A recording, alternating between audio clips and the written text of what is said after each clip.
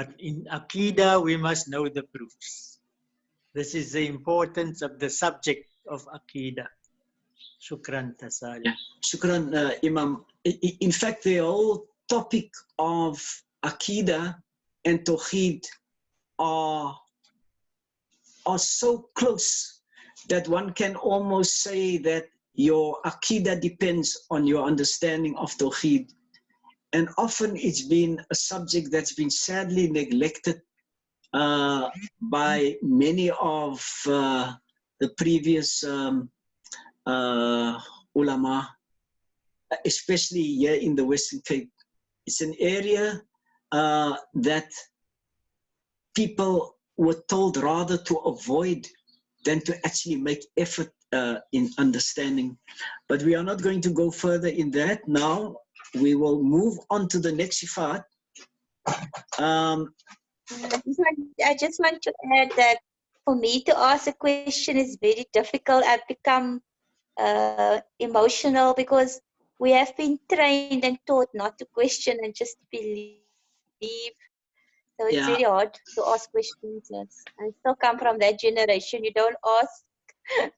No, I think if our ancestors and our forefathers and even our parents, some of our own parents, they've been wonderful educators.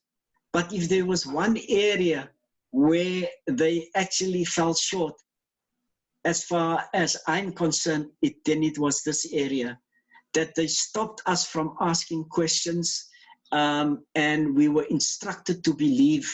If we were to teach our children and our grandchildren that way, instead of drawing them closer to the deen, we'll just chase them further away. Because you can't tell people just believe without understanding.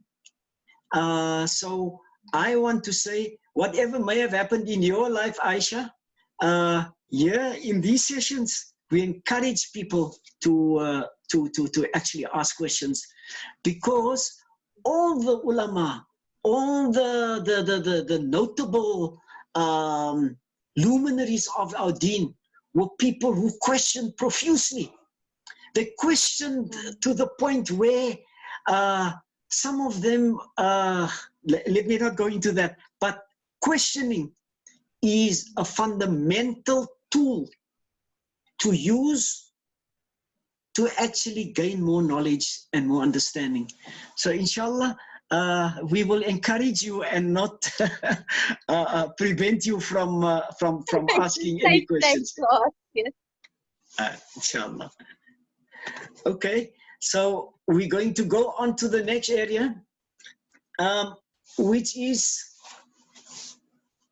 Sami, hearing. Now, Allah is so great that if we say Allah can hear everything, because every child knows this. Allah can hear everything, Allah can see everything, Allah knows everything. But we stop there. We don't understand even human hearing, what it is for a human being to hear, what it takes. Remember the ayah that was quoted right at the beginning? Look to the heavens and the earth, and within yourselves, those are the signs that will point you towards Allah subhanahu wa ta'ala. Look within yourselves. Now, what I've done with this Sifaat, I thought it would be important to actually explain within ourselves what is hearing first, before we go to how we should understand the attribute of Allah subhanahu wa ta'ala being all hearing. So what I've done, I've explained first of all, when we say we hear, what do we hear? We hear sound. Now sound is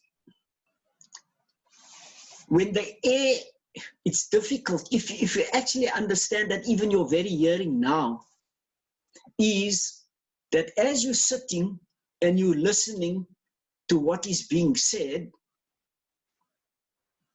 the sound is created by movement of the air. In the same way that you, and the example that I use here is when we have a pebble or something dropped in the water, then it creates these rings, concentric rings that moves out like that. And as it moves further away, so it gets more, less pronounced. But at the beginning, it is quite pronounced or very visible. Now, air actually moves in the same way. And that is how sound is created. And that movement of the air is what is picked up by the eardrum. Because what do you think the eardrum is picking up? This is what the eardrum is picking up. It's actually picking up and sensing that movement of the air, which makes the eardrum vibrate in line with the changes that is caused in the air around us. Now, if you were to think about this alone, subhanallah, for Allah to have created the whole ability to hear, subhanallah, is in itself a major, major, major thing to marvel at, even before we go to the rest of the year. But let's go to the rest of the year. This is just how the sound enters. Now, I don't know whether you can you see the pointer as I move the pointer. Obviously, the sound comes in here through there. Here's the eardrum. Can people see what I'm doing on the screen? Farid? Yes, we can see.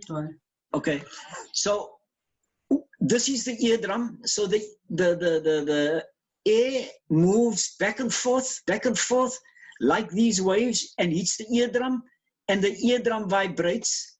Then from the eardrum, it goes to the 3 bones here. These 3 bones are the smallest bones in the human body.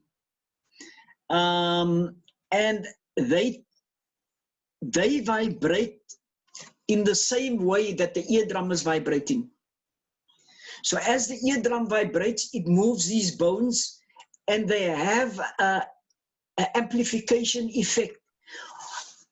I don't know if you people have been to the Kango caves, and you knock against one of these pillars, then you hear this sound, soft sound here that echoes. Now these bones almost behave in a similar kind of manner. It not only amplifies the sound that it becomes louder, but it causes the bones to move as well. And the bones move in line with the way the air moved when it came in, and then it goes to the middle ear or the inner ear. And this thing that looks like a snail is called the cochlea. Many of you have heard about the cochlea. That's what it looks like. The cochlea is something that is made up of fluid inside. And within that fluid, you have very, very, very small hair-like nerves. Very small. And as the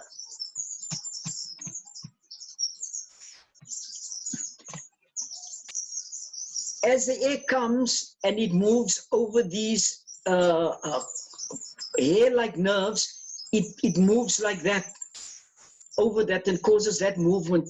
That movement is attached at the end to the auditory nerve. Now, the auditory nerve is right at the back. That goes to the brain, and the brain says, oh, this is what you're hearing, or it's too loud, or it's too soft. Now, we're not going to go into more detail, but in summary, hearing is made up of air moving. It's amplified by the three bones, goes to a fluid, and the fluid converts that movement to tiny electrical impulses. And that electrical impulses are sent to the brain, and the brain interprets that as the various kind of sounds that we recognize in or around us. Now, subhanallah, you know, when we just look at the ear and how marvelous it is constructed, and I'll make another comment about how it actually operates in real life, then you can only marvel at the creator of such, subhanallah, such a fantastic organ, which we take for granted. We say the eye is great. We never say hearing is great until we start losing our hearing. So let me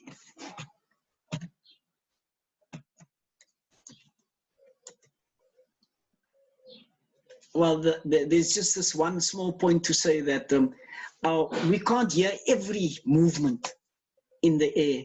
We only hear between what they call 15 hertz, 15 cycles per second, and 15 kilohertz. Now, when we talk about hertz or cycles per second, then it is this bottom one here is the one that you can more readily. A cycle per second is that from the top going through, or let me use this one here. This would be going through like that, and back to where it started would be one cycle. But let me not go into detail about that kind of thing. But that's how sound waves look like. If you take it and you connect it to what they call an oscilloscope, then the sound actually looks like that. And that is what the brain picks up as the electrical impulses. What the brain gets is this. What we get on the other side is the movement of the air. Before I go to divine hearing, we're going to go to Allah subhanahu wa ta'ala's ability to hear everything. Let's just hear if there's any questions about the ear and how it operates.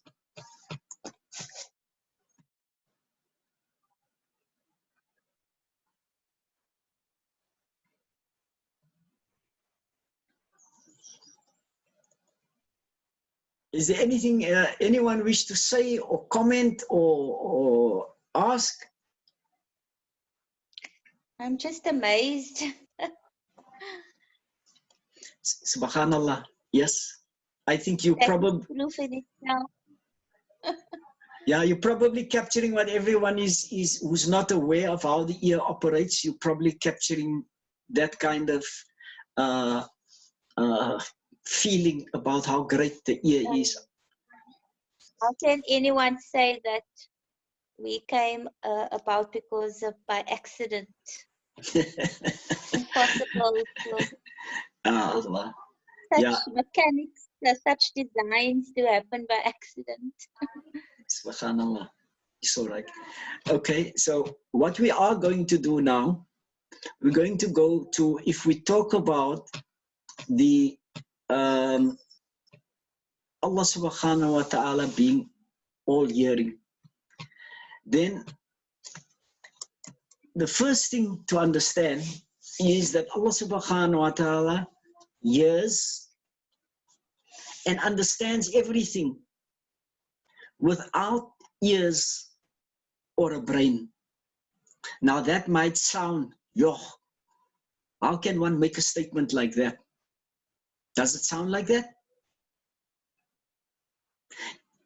How does Allah subhanahu wa ta'ala hear? Now I'm putting the question out there. Farid, How does Allah subhanahu wa ta'ala hear?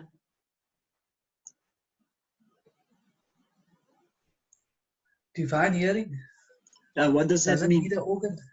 Doesn't need an organ. Not limited to an organ that occupies a space. Needs any mechanics that can be taken away. Anything can be disrupted to it. The way to answer this, you must use the response that I'm going to give now as a means to assist you to answer or many of the other questions that arise when we think about Allah subhanahu wa ta'ala.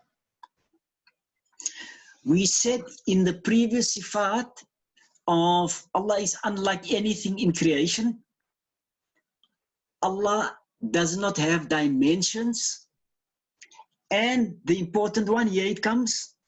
Allah is not composed of parts. Allah is not made up of different components. And therefore, the whole question of having an ear or a brain or a leg or an arm, wherever those things are used, when Allah speaks about Allah's divine hand or Allah's face, then we must understand that not in a literal way. Because if we understand that in a literal way, then we're going to make a grave error. We're going to make such a grave error because you are moving away from the basic understanding of Tawhid. When people have doubt about, but Allah, we want to see Allah's face, and they actually think that they will be in the presence of Allah and Allah will have a face. That shows that our Tawhid is not 100%. You could even hear people say something like this, which would say, Allah doesn't have an ear like we have. Allah has a divine ear, which is different from a human ear or anything in creation. That sounds almost plausible if your Tawhid is not 100%. So when we say Allah hears without an ear, we go back to the Sifaat that Allah is not composed of parts or organs or different things coming together and that becomes Allah. Are we clear about that? If we're not clear about this, we're going to struggle with other concepts as well. I want to hear if everyone is okay on this and if I need to just elaborate on it a little bit more before we move on to the next point. I think Salie, yes, the ayat, that negates all these things. Whenever your mind tells you that Allah is like this or like that or like that, you must know immediately Allah is different to what your mind is going to tell you. Allah is different to whatever your mind is telling you. That's why this ayat is so important. Laysa kamithlihi shay. Allah is not like anything He has created. He's different to His creation. So if He speaks about ears and eyes, that applies to us as creation, but not to Him, because He's unlike to His creation. Shukran. yeah, that's Where the people has gone wrong is interpreting the Quran literally, because in the Quran you can read about Allah's hands and it's above their hands, and we don't know any other hand except our hand with 5 fingers. So they say Allah's got a hand, but it's different to our hand. They're still using the word hand. And this Yeah. is where our Tawhid is different to the others. Yeah, the concept of it's something out there that our minds can't, they deal with the one part, that the mind is not able to conceive something like that, but there is something, but our minds won't be able to conceive of it or imagine it or be able to explain it, but they think it is an actual hand. Dispel the notion of a hand, a foot, an eye, a head, or whatever from Allah subhanahu wa ta'ala. Because what is the other thing that would strengthen our understanding of Allah subhanahu wa ta'ala would be if, for example, Allah had a hand and the hand was not there, it would mean the body would be incomplete without the hand, or for any other part for that matter. So need and being composed of parts goes together. The moment that part is not present, then there is a gap, and if there's a gap, it's incomplete, therefore there's a need. But need itself, the moment you establish that that means that there is a need, then it can't apply to Allah subhanahu wa ta'ala. These are some of the tools we must use in our own understanding, because on this journey and this path of trying to get close to Allah subhanahu wa ta'ala is a lonely path. It's a path that you will travel and you will have these questions on your own in your small moments at night when there's no one else, or you're just driving somewhere and these thoughts will come to you. When you think about Allah, you must see it as an opportunity to grow closer to Allah subhanahu wa ta'ala. But you must also assist yourself by creating the tools of how to deal with it. Otherwise, you're just going to have questions, but you don't know actually how to package the answers in such a way that it strengthens your aqidah, and it never ever against the basic principles of Tawhid. That's why we must understand. We must understand. We shouldn't even move to other areas of the deen if we are not clear about some of these understandings, because they lay the very foundation for all the other sciences in the deen. Doesn't mean that once you know your Tawhid, now you know all the laws of fiqh. Oh no, you still need people who can explain to you, but this topic must not be underestimated in terms of its importance. So when we say Allah hears without ears or brains, and Allah is not made up of parts, okay? So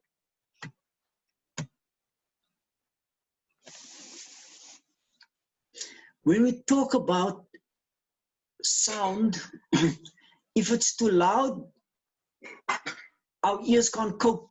In fact, not only will your ears not cope,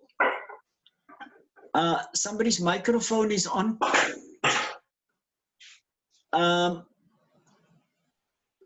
Not only won't we be able to hear the sound if it's too loud, your eardrums won't cope with it, and you can actually burst your eardrum.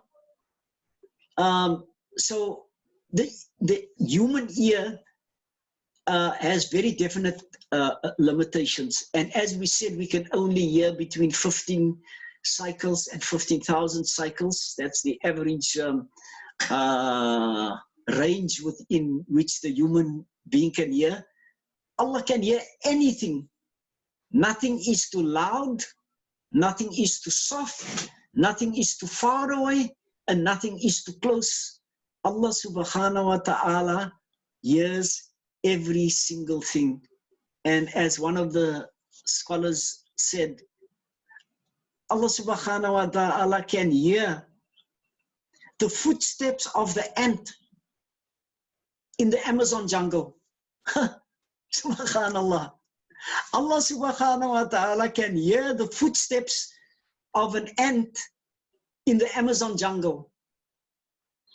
But not only, Allah subhanahu wa ta'ala hears every single ant. Not only in the Amazon jungle, but on the entire planet. Now you think, that's great. What if we were to still add in, Allah subhanahu wa ta'ala hears every single ant on the entire planet? From the beginning of time till the end of time, all. Allah hears everything all at the same time. Subhanallah. Now we're talking about Allah is all hearing. When we say Allah subhanahu wa ta'ala is all hearing now, it has a different meaning. It's not something that we can just say, oh, Allah can hear everything. It gives us a different understanding of what all hearing actually means. Now here is the other thing that makes this Sifaat also special in the way that we should understand it.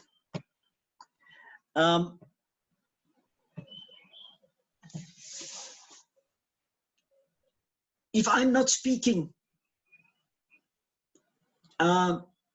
is somebody able to hear me? Of course not. It's a foolish question to ask. Can somebody hear me speak if I'm not speaking? But when we talk about unless you can do mind reading. Yeah, but then you're reading, you're not listening.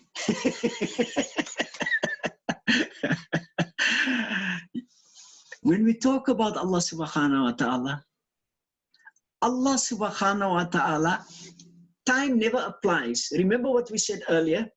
Time was created by Allah subhanahu wa ta'ala. So time can never be used and be applied to Allah subhanahu wa ta'ala. Now, if time never applies to Allah subhanahu wa ta'ala, past, present, and future can never be used when we talk about Allah. The ability to hear.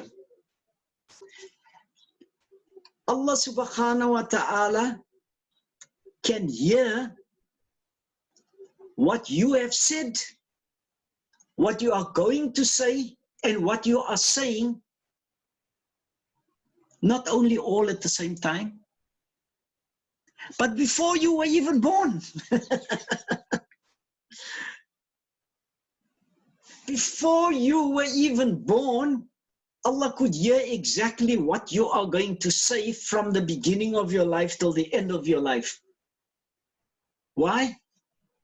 Because Allah does not need to wait for you to speak to hear you say that.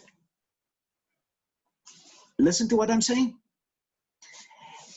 Allah doesn't have to wait for you to be born and then to speak before Allah hears your sound. Why? Logically, because you would say,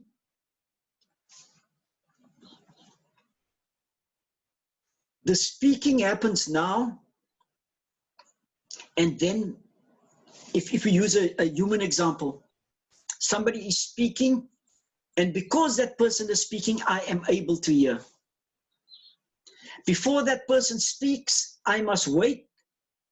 Before the person speaks, before I can hear, it doesn't apply to Allah subhanahu wa ta'ala. Why? Because if Allah has to wait for somebody to speak or for a noise to be generated somewhere in creation, waiting is a sign of need. Allah is never, ever dependent on anything to happen first. Allah is utterly self-sufficient, and totally independent of anything that happens. So when we say Allah is all hearing, Allah was all hearing before Allah created the universe, before Allah created anything. Allah is now as Allah was then, and as Allah will always be. So it's important for us when we talk about Allah subhanahu wa ta'ala's ability of being all hearing. You know, we spoke about the ant, and I'm going to conclude on this point. There's another part to this Sifaat that I wanted to touch on. But just to say, can you imagine that? Let's use a classroom example. There's a classroom full of children, and the teacher is discussing whatever, and the children are participating in that class. Picture all the sounds. As the child is sitting there, the child is moving and scraping his feet against the ground, moving from one position to the other, or picking up the pencil bag, or doing something. If you just think of the amount of sounds, other than what the teacher is saying, is being generated in one class, you wouldn't be able to record all of the sounds because it would be too numerous, even if you were to just do it for maybe 10 minutes or half an hour.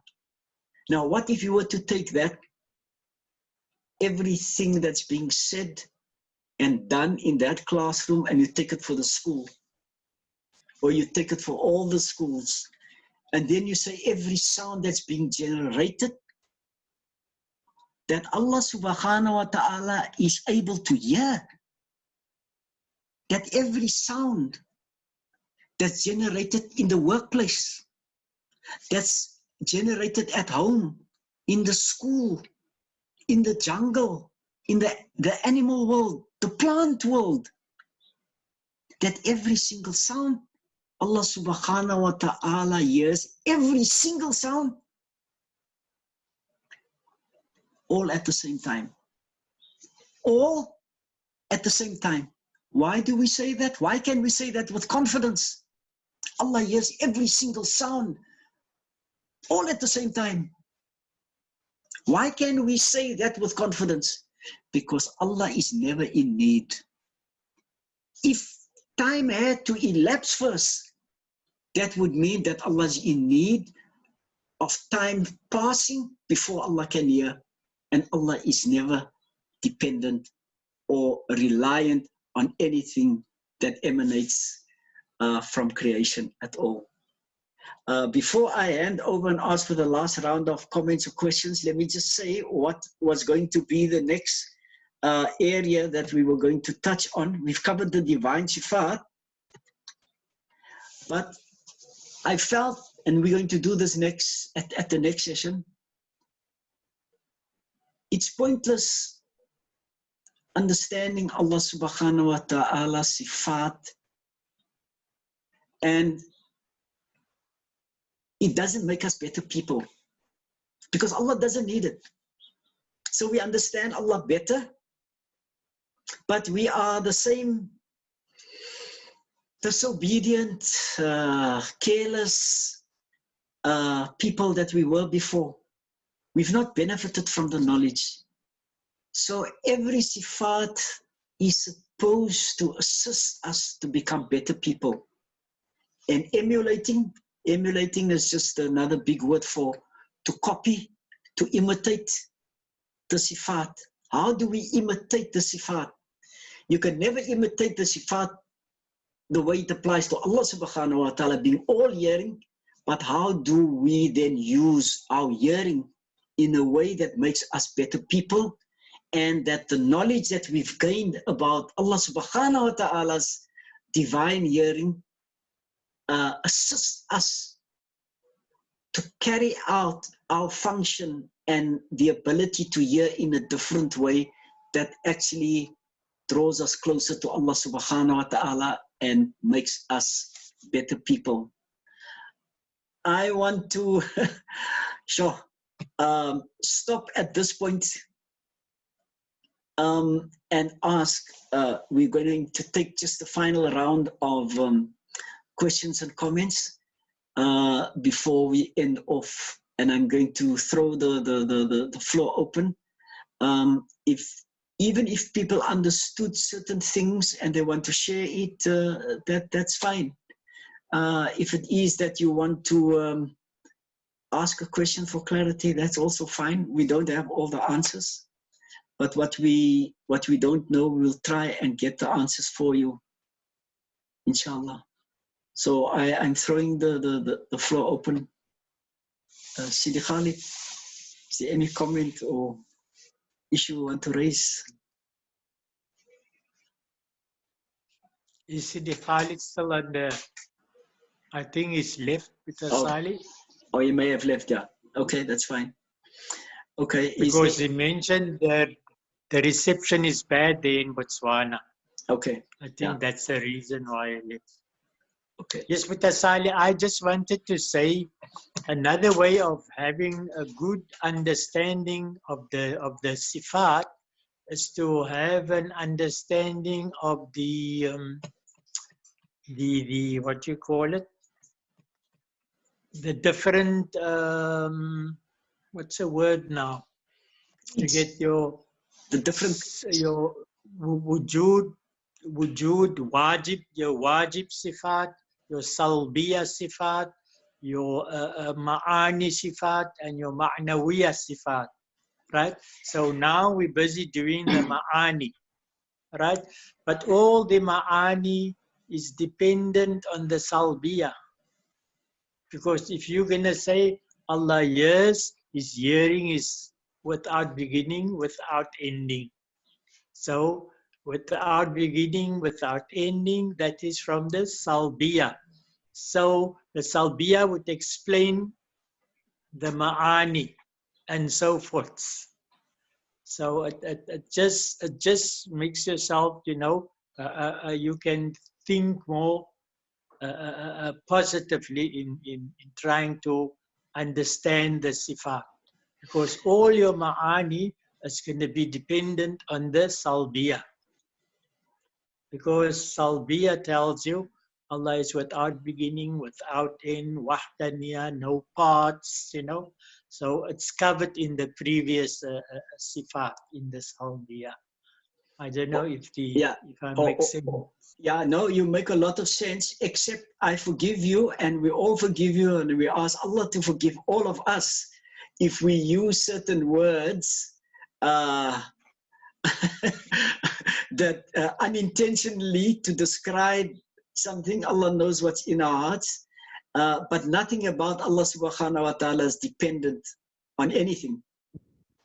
So whether we're talking about the ma'ani or the salbiya or any sifat, no. I think the point I shouldn't have used that word. I must say explains. The salbiya explains. The safest one is what the scholars have used is linked. It's linked, yes. But then you say there's a link between, but whenever we talk about Allah, there's never parts, there's never dependence, there's never need. Allah is utterly, totally perfect without there being any gaps, and nothing can be changed or altered because of Allah's total and utter perfection. Are there any comments or questions? Noura? Are you still with us?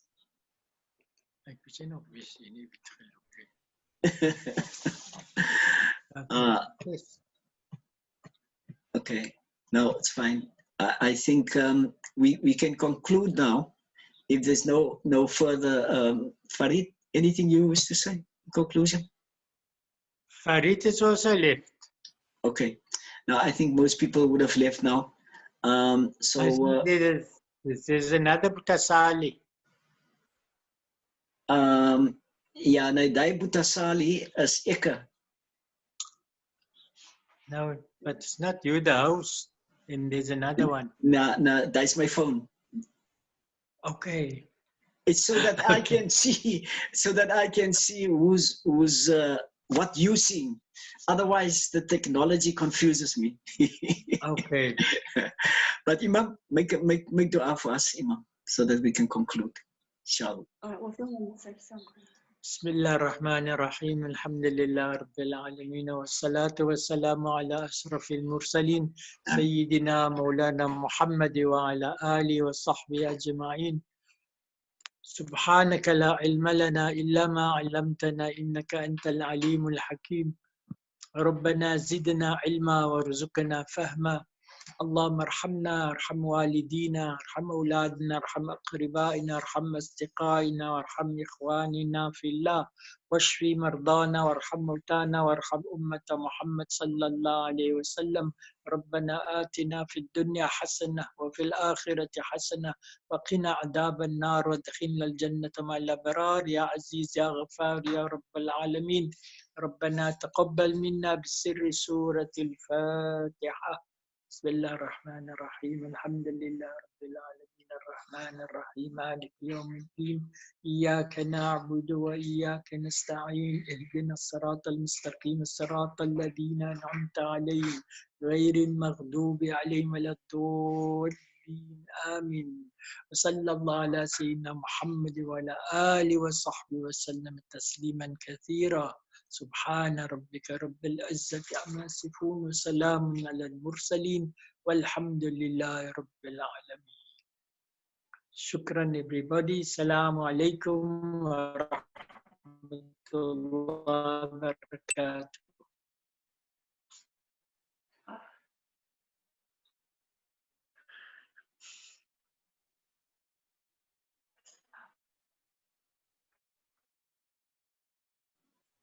May we all get the maximum benefit out of the last few days that's ahead of us. And that when we leave this month, that we are able to worship Allah subhanahu wa ta'ala with a slightly better and improved understanding of who Allah subhanahu wa ta'ala really is.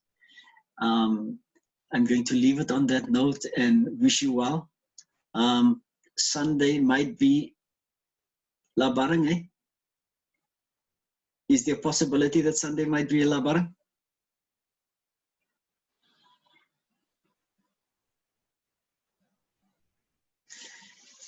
I'm not sure. So, Nora, yes? No, Martha, Salie. I didn't Yeah. mean to be. Put up my hand. I'm touching on the phone. No. Is it going to be Labarang on Sunday? Maybe. Big possibility, yes, inshallah. Yeah, so we want to have a session on Sunday, of course, if it's Labarang. But then we will have a session the next Wednesday. And I wish everything of the best, inshallah. May you have a wonderful Eid, a different Eid, but may it be very special, inshallah. Shukran to everyone. Same to Salie and everybody else. And to Buta Salie and your family and everybody on the chat. Shukran. Shukran, Imam. Shukran. And Auntie Gaya, Assalamu alaikum. Alaikum salam, Tia Amina. Ja, nou, Auntie Gaya is Osama moet kyk agter Labarang. Something we tried to avoid was to have an operation done because a spine is very brittle and any operation is not recommended. But she has so much pain, we may have to consider that as a possibility. So we hope that you will continue making dua. Inshallah. Ameen, inshallah. Yeah, she's got tremendous Allah pain. make it easy. Ameen. Shukran. And everything of the best to everyone. Assalamu alaikum wa rahmatullahi wa barakatuh. Assalamu wa rahmatullahi wa barakatuh.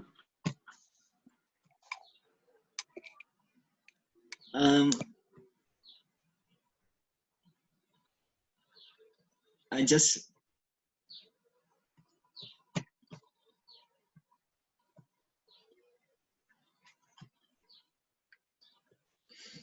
Wahid, are you still there?